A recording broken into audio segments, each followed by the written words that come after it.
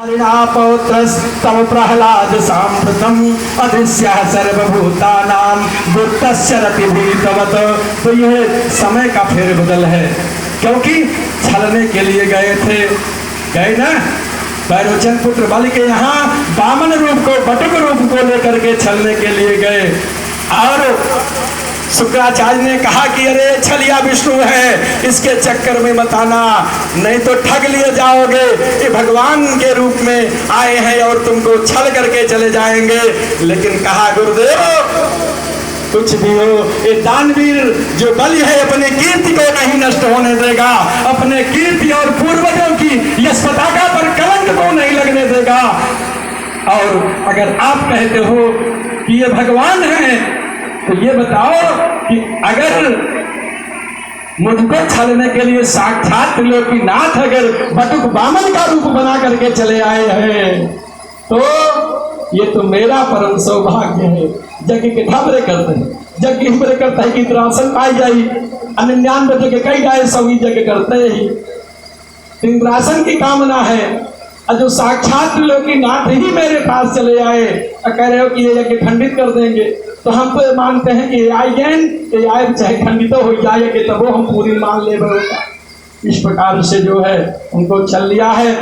आगे यह शुक्राचार्य जी ने इस प्रकार से तमाम तरह से समझाया और कहा कि जिस प्रकार तुम ब्रह्म हत्या से दुखी होकर के कमल में छिप कर पड़े रहे, उसी तरह मैं भी आज गर्दभ का रूप धारण करके स्थित हूँ। क्योंकि इंद्र की बात सुन करके बलि ने इंद्र से यह वचन कहा था कि हे सतर्क, इसमें शोक कैसा, जैसा महान तेजस्वी भगवान विष्णु ने मत्स्य और कच्छप का रूप धारण किया था। क्योंकि ये गर्दभ की बात कहाँ आई, इसको भी स्पष्ट कर दें कि एक समय इंद्र से भयभीत बलि गधे का गर्दभ का रूप, जिसको गधा आप लोग कहते हैं, उसका रूप धारण करके एक सूने घर में स्थित थे।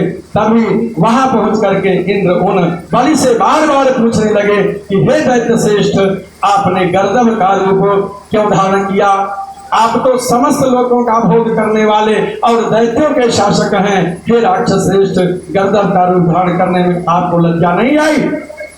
आगे देवताओं और दैत्यों के युद्ध में दैत्यों की विजय हुई है और इंद्र द्वारा भगवती की स्तुति की गई और भगवती का प्रकट होकर के दैत्यों के पास जाना होता है और प्रहलाद भगवती की स्तुति की और देवी के आदेश से दैत्य पाताल लोक में जाते हैं। और व्यास जी कहते हैं कि इस प्रकार से इंद्र स्तुति कर रहे हैं माँ जगदम्बा की कि माता प्रसीद सुमुखी भवहीन सत्वा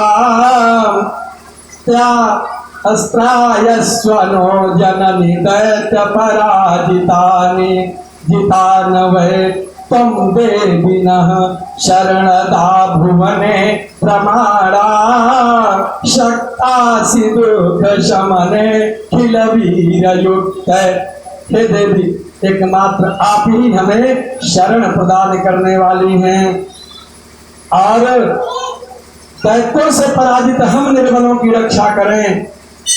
आप संसार में प्रमाण स्वरूपा हैं।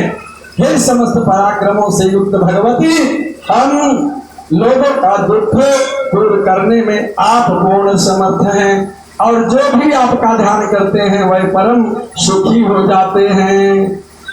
क्योंकि कहा गया है कि ब्रह्मा हरस्य हरिदश्वरथो हरिश्च इंद्रो यमोथ वरुणो ग्निसमीरणौ च ज्ञातुं क्षमान मुनयो हि महानुभावा यस्याः प्रभावमतुलं निगमागमाश्च।